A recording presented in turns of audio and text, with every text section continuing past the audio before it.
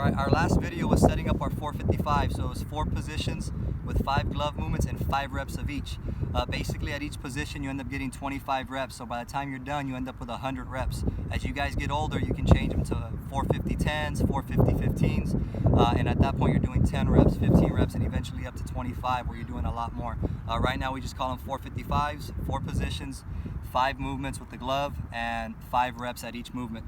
Once you guys get done with that, we're going to talk a little bit about common flaws. So one of the biggest mistakes that we'll see, we want to make sure that we have flex in the elbow and also flex in the wrist. We want to get away from this type of a glove movement where we're turned in this direction.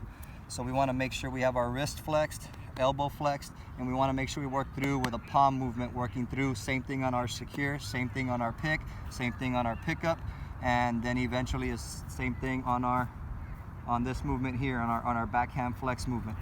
So a couple of other flaws that you'll see is you'll see fingers being flipped above the wrist. We want to make sure we avoid that during these drills.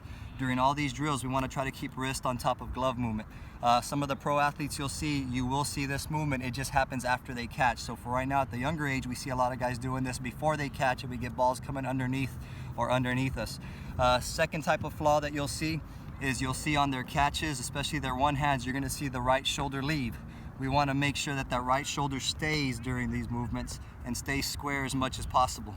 Okay, we don't want to see right shoulder leaving. Third movement you'll see as glove moves down, head will move up.